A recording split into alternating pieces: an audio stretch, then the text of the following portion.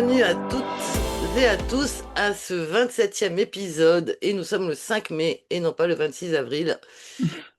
Donc on va parler de quelque chose qui vous tient peut-être pas à cœur, mais en tout cas à la poche, parce qu'on va parler d'abondance. On va parler d'abondance au sens très large. Donc je me présente, Rita Benkiran. J'ai donc créé la méthode Clémotion, qui est une marque de art et management et j'accompagne au changement par les neurosciences. Et aujourd'hui, on va parler d'abondance en 10 minutes, pas plus, pas moins. Et à la fin, bienvenue aux questions aux personnes qui sont là en live. Déjà, en introduction, j'aimerais vous parler du lien entre l'abondance et l'argent. Ce soir, on va pas parler de comment gagner plus. Il y a deux personnes ici présentes qui savent très bien faire ce job. Ce n'est pas mon job. On va pas parler de stratégie financière. On va parler de ce que votre cerveau fait par rapport à l'argent. Quelle est votre relation à l'argent? Alors bien sûr, je vais vous donner quelques pistes à creuser, puisqu'en 10 minutes, c'est juste un teaser pour vous donner envie de comprendre ce qui se passe dans votre cerveau et comprendre que l'abondance, c'est au-delà de l'argent, des biens, et ce n'est pas simplement, on ne parle pas que de quantité, mais on va parler de l'état vraiment neurologique de ce qui se passe au-delà du compte en banque. Alors, qu'est-ce qui se passe dans le cerveau face à l'argent? L'argent, comme tout le reste, va activer deux circuits cérébraux. Et là, je vous invite à revoir les autres shorts. Donc, système 1, système automatique, système 2, système préfrontal et conscient. Et le système 1, en fait, c'est celui qui est donc automatique, non conscient, et il va réagir tout seul.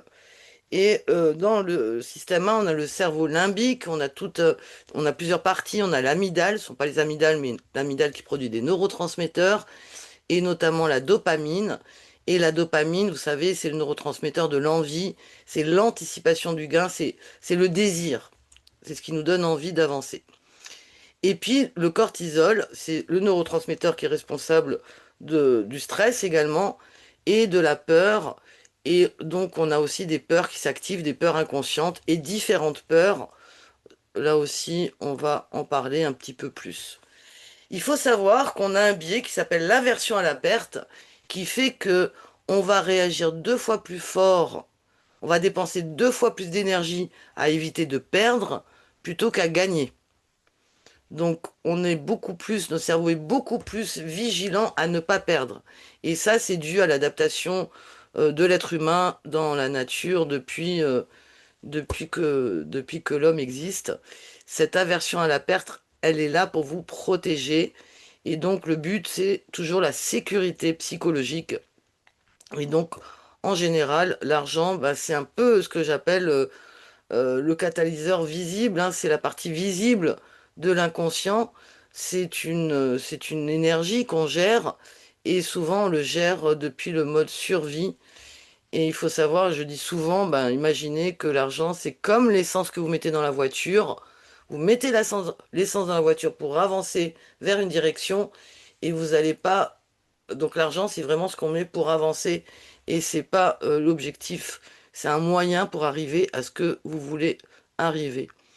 Et en fait, on ne pense pas à son argent, on le surveille, on fait ses comptes et par contre, votre compte en banque, ce qu'il peut pas faire, il peut pas c'est pas lui qui va réguler votre sécurité psychologique. C'est vraiment votre relation à votre compte en banque qui va faire la différence. Et on le voit, quand deux personnes peuvent avoir exactement le même revenu, eh bien, il y en a une qui vit dans la peur de manquer sans arrêt et l'autre est tranquille. Et on sait très bien que ça n'a rien à voir avec le nombre de zéros qu'on peut avoir dans son compte en banque, puisque cette réaction de la peur de manquer peut arriver à n'importe quel niveau de revenu. Donc la différence, elle n'est pas comptable, elle est vraiment neurobiologique, elle est dans notre relation inconsciente à la matière en fait. Et en fait, tant que le système nerveux, tant que votre cerveau il est en mode survie, il est en mode sécurité, il va pas avoir l'abondance. Et quand je parle d'abondance, je parle vraiment d'abondance sous toutes les formes. C'est vraiment, et c'est pas une question de volonté, c'est pas une question de motivation. Je vous ai dit, c'est automatique, c'est inconscient. C'est vraiment la façon dont votre cerveau a été programmé depuis la petite enfance. Et j'aimerais que vous pensiez aux phrases qui résonnent, que vous avez entendues quand vous étiez enfant, puisque c'est avant 7 ans qu'on dit que le cerveau enregistre les programmes, hein, les règles. Certains les appellent des croyances, moi j'appelle ça des programmes. C'est pas des fausses croyances, ce sont les vôtres, donc elles sont pas fausses. C'est vraiment les programmes neurologiques. Donc peut-être vous avez entendu qu'il faut travailler dur pour gagner sa vie, qu'il faut faire des études, qu'il faut travailler beaucoup, peut-être que vous avez entendu que les gens riches étaient malhonnêtes. Quand vous voyez quelqu'un qui roule en Ferrari, tout de suite vous dites, ah, celui-là, ça doit être un dealer, que l'argent ne fait pas le bonheur, qu'on n'est pas fait pour ça. Est-ce que vous vous reconnaissez dans une de ces phrases ou d'autres phrases encore? Mettez-moi un petit pouce pour me dire si c'est des choses qui résonnent en vous.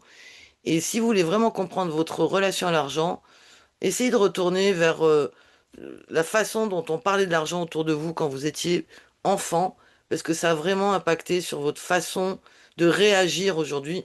Je parle pas d'agir, je parle pas de penser, je parle vraiment de réaction automatique. Et donc, en fait, c'est votre ressenti qui va prendre le dessus. Et votre préfrontal, en fait, qui est conscient, lui, il agit pas, en fait. C'est vraiment un ressenti émotionnel. Et on sait que les décisions se font à partir de la mémoire émotionnelle qui est programmée par votre circuit neuronal automatique, donc le système 1. Donc les trois pièges face à l'argent, c'est déjà, il y a plusieurs biais, je vais vous en parler, je vous ai déjà parlé du biais de l'aversion à la perte. Il y a l'illusion du seuil, c'est-à-dire quand j'aurai X euros sur mon compte, ça ira mieux. Et le seuil, il se déplace toujours, c'est toujours plus, c'est exactement toutes les bonnes résolutions, vous savez, quand j'aurai ça, je ferai ceci. Et en fait, on a aussi une autre confusion qui se fait, ce sont des raccourcis synoptiques dans le cerveau entre la valeur et le mérite. Parce qu'on a été programmé à faire des études, faire une famille, faire une carrière pour être quelqu'un, jusqu'au jour où il vous arrive quelque chose qui vous fait réfléchir, que ce soit un accident, un licenciement, un divorce, et qui vous dit bah, que votre valeur, c'est ce que vous faites, et ça n'a rien à voir avec le mérite de qui vous êtes. C'est vraiment cette confusion entre être et faire. Et le cerveau, lui, il va confondre le mérite et la valeur. Et il se punit. Il dit, je dois faire pour mériter. J'en sais quelque chose. Je suis une workaholic. Donc je travaille beaucoup. Je suis de ce programme qu'il faut travailler dur. Et puis on a le radar du manque. C'est-à-dire qu'on va se focaliser sur ce qui manque et jamais sur ce qui est là. On va toujours regarder ce qu'on n'a pas. Alors que si vous regardez autour de vous, bah, vous êtes dans l'abondance. Vous avez plein de choses. Et donc, ce sont ces trois pièges, l'illusion du seuil, la confusion entre le mérite et la valeur et le manque, qui vont faire que votre système automatique, il va décider à votre place, en fait. Il va vraiment avoir des réactions. Vous serez en réaction, vous ne serez pas en action consciente. Ça va? Ça vous parle? Et puis, il y a un grand paradoxe dont on ne parle pas beaucoup, c'est qu'en fait, on ne sait pas recevoir. Et on pourrait parler de l'amour de la même manière. C'est-à-dire qu'on sait donner de l'amour, on sait faire des cadeaux, mais on a du mal à recevoir, que ça soit de l'argent, de l'amour, des compliments. Il y a quelque chose qui bloque. Et regardez, quand il y a une bonne nouvelle qui arrive, qu'est-ce qui se passe? Que ça soit un projet, que ça soit une opportunité, que ça soit une reconnaissance, une rencontre, eh bien, il y a quelque chose qui se contracte. Pourquoi? Parce que tout de suite, on se met en mode survie en se disant, mais qu'est-ce que je vais perdre maintenant? Combien de temps ça va durer? Combien de temps je vais être bien? On est tout de suite en train de penser à ce qui va arriver après. Et en fait, le cerveau ne sait pas accueillir l'abondance. On ne lui a pas appris à accueillir l'abondance. Je vous ai parlé de vous, enfant, mais il y a aussi tous ces programmes culturels aussi. Et on parle beaucoup des, des, de- des religions judéo-chrétiennes, mais ça marche aussi pour les musulmans, hein. C'est toutes les religions monothéistes, peut-être pas les protestants qui sont plus dans la matière, où on n'est pas du tout dans l'accueil de cette abondance. Et en fait, une bonne nouvelle peut générer de la tension, de la peur de perdre, au lieu d'être dans la joie de l'accueil. Et moi, je vais vous proposer un petit protocole ce soir, puisque vous êtes nombreux et que vous êtes présents. Un petit protocole, essayez chaque soir de lister 3 choses que vous avez déjà, des possessions concrètes, des choses qui sont autour de vous, qui sont dans votre vie. Ça peut être des objets, mais ça peut être des projets, ça peut être des relations professionnelles. Et demandez-vous qu'est-ce que ça vous apporte et ressentez vraiment dans votre corps la sensation. Est-ce que ça vous amène du plaisir, de la sécurité, de la chaleur? Est-ce que vous vous sentez ouvert, fermé? Soyez dans vraiment le décodage des signaux corporels. Mettez la main sur le cœur ou sur le sternum, respirez et laissez imprégner et vous installer ce marqueur somatique d'abondance. Je ne sais pas si ça vous parle, un marqueur somatique, c'est qu'on est vraiment dans le corps où on va vraiment accueillir l'abondance. On sait que l'abondance est en soi. Moi, je peux vous dire, je le fais quand je commence à m'inquiéter sur mon chiffre d'affaires. Je regarde mes mains et je dis, mais les mains, elles sont là pour matérialiser, manifester. Les mains, ça vient de manifester ce que j'ai dans le cerveau et c'est abondance. Je suis abondance, donc je vais matérialiser cette abondance. Mais c'est vraiment un programme, c'est de votre système automatique et c'est ce qu'on fait dans les parcours que l'émotion, c'est reprogrammer ce système nerveux. Et en fait, quand vous régulez, quand vous réapprenez, quand vous reprogrammez votre système nerveux, vous sortez du mode survie. Ce n'est plus le cortisol qui va s'activer. Vous allez tout de suite voir le côté opportunité plutôt que manque. Et donc, ce que je vous disais, c'est ce qu'on fait parce qu'on va reprogrammer le système nerveux pour apprendre à accueillir, à recevoir et être maître, reprendre son pouvoir souverain en fait. Est-ce que je dépasse le temps là des 10 minutes? C'est un gros sujet, hein.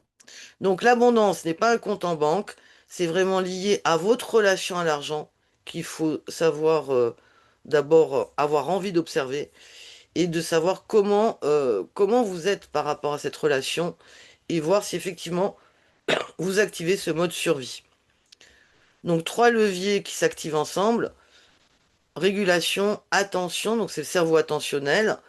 Et sur ce quoi je porte mon focus, n'est-ce pas, Anna, tu peux parler, c'est l'intention aussi, mais c'est aussi l'attention et l'abondance. Donc c'est vraiment se dire, est-ce que je porte mon attention sur le manque, sur la peur du manque, ou sur l'accueil du recevoir, et de vraiment prendre en conscience la décision de réguler votre cerveau de façon consciente et pas par culpabilité. C'est vraiment de reprendre la conscience de votre pensée et de comprendre que votre vraie abondance ne vient pas de votre compte en banque, elle vient de cette... Quand on parle de régulation, c'est vraiment de la prise de conscience de votre relation par rapport au ressenti que apporte l'argent. Pas à l'argent, mais au ressenti lié à l'argent. Donc, en conclusion, j'aimerais vous partager une petite phrase. Donc, votre compte en banque n'est jamais que le miroir de votre système nerveux face à l'argent. Donc, régulez le miroir et le reflet suit. Donc, c'est vraiment comprendre cette relation que vous avez par rapport à l'argent. Donc, à retenir ce soir, le cerveau est programmé pour la survie. Il a 2 catalyseurs, toujours désir et survie. L'argent est un miroir. Euh, il y a les 3 pièges dont on a parlé, avec les biais, hein, le manque, l'illusion du seuil, quand j'aurai tant, et puis la confusion entre le mérite et la valeur. Et donc le paradoxe du recevoir. Observez-vous comment vous êtes quand vous recevez un compliment, quand vous recevez un cadeau, quand vous recevez une parole d'amour, comment vous êtes. Et puis donc de vraiment savoir, maintenant c'est à vous de savoir comment activer ces 3 leviers. Donc votre cerveau, il n'est pas naturellement programmé pour l'abondance, il est programmé pour la survie, ça n'a rien à voir. Et donc votre cerveau automatique, il est là pour vous protéger, il vous met en vigilance contre les risques. Et si vous voulez savoir comment le faire, moi je vous invite à découvrir les parcours Clémotion pour reprogrammer votre cerveau. Et la semaine prochaine, alors j'ai décidé de faire des thématiques mensuelles. Donc là, c'était le premier thème du mois, mais je ne vais pas parler d'argent pendant tout le mois. On va plutôt parler de l'usage des neurosciences au travail. Parce que j'entends tellement, ah oui, mais c'est trop compliqué, à quoi ça sert. Donc je vais vous montrer concrètement à quoi sert de connaître son cerveau. Effectivement, les neurosciences, c'est beaucoup de domaines différents. On a parlé de l'IA la semaine dernière, aujourd'hui on parle d'argent, on parle de beaucoup de choses parce que oui, avec votre cerveau, vous faites tout. Et ben ça serait peut-être temps de savoir comment il fonctionne. Donc je vous ai parlé de Clémotion, il y a des petits protocoles courts que j'ai fait, c'est ce que j'appelle des modules sparadrap, on va dire, hein. C'est pas le parcours complet, ce sont des patchs. En ce moment, je fais une promotion pour 3 protocoles au choix. Et les protocoles qui seraient relatifs au thème de ce soir seraient stop stress chronique, parce qu'on stresse beaucoup par rapport à l'argent, ou la pression, donc la pression qu'on se met sur soi, et savoir bah, comment pouvoir reprogrammer son cerveau. Et si vous voulez aller vraiment plus loin, comprendre le parcours, eh bien, je vous propose de venir à la masterclass que je ferai lundi 18 mai, pas la semaine prochaine, mais le lundi d'après, pour comprendre tout le parcours global, pour que vous soyez autonome et que vous repreniez votre souveraineté dans la reprogrammation de votre système automatique. Et oui, c'est possible, et jusqu'à la fin de la vie, parce qu'on a une grande qualité qui est la neuroplasticité. Et maintenant, j'aimerais vous présenter quelqu'un ce soir avec qui je co-anime des masterclass donc du cerveau face à l'argent. Je vous ai dit, moi, c'est pas mon métier, la gestion financière. Mais Anna, qui est ici présente, et conseille en gestion de patrimoine. Et donc, on complémente nos deux expertises. Et parce que la finance, c'est pas qu'une question de chiffres, comme vous l'avez vu. Et Anna, si tu veux dire, te présenter et dire quelques mots. Oui, bonjour, bonsoir à tous. Merci pour l'invitation déjà, Rita. Déjà, je suis très contente que tu aies parlé de la technique de l'avoir parce que je l'ai moi-même essayé plusieurs fois. Et rien que de la pratiquer, ça fait du bien. Après, forcément, il y a des résultats qui arrivent, pas immédiats bien sûr, mais qui arrivent vraiment. Mais rien que de le faire, ça permet vraiment de faire un reset et de changer ses habitudes et comme tu disais, de se focaliser sur quelque chose de positif. C'est tellement pas naturel finalement.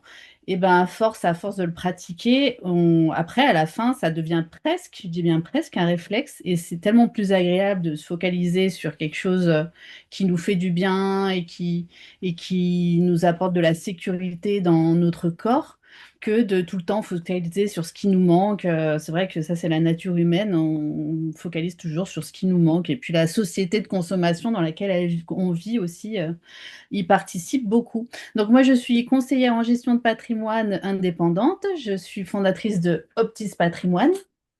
Et donc ensemble, j'ai voulu contacter Rita parce que justement les neurosciences, j'ai toujours aimé ça. J'ai écouté beaucoup de choses à ce sujet. Et quand on s'est rencontrés, ça tombait pile à un moment où toi-même tu faisais un travail sur ton rapport à l'argent. Et bon, dans mon parcours, depuis 20 ans que je travaille là-dedans, j'ai bien vu que l'argent, c'était vraiment, enfin, le rapport à l'argent que les gens ont, c'est tellement personnel et c'est vraiment que du psychologique, vraiment ce que je fais dans mon travail. En tout cas, il y a une partie de chiffres, oui, la fiscalité, beaucoup de connaissances de ce monde-là, mais il y a aussi énormément de compétences psychologiques à avoir, d'empathie et d'écoute qui s'acquiert au gré de notre évolution personnelle et de notre envie, hein, parce qu'il y en a qui n'ont pas forcément envie non plus de s'attarder là-dessus. Mais c'est tellement passionnant de voir comment chaque humain réagit différemment par rapport à son parcours. J'adore écouter les gens parler, de raconter leur vie, de comment ils en sont arrivés là. Donc c'est pour ça que je continue ce travail et que j'ai décidé de faire ces prochaines... Enfin, déjà, on en a fait quelques-unes ensemble et de continuer d'en faire d'autres.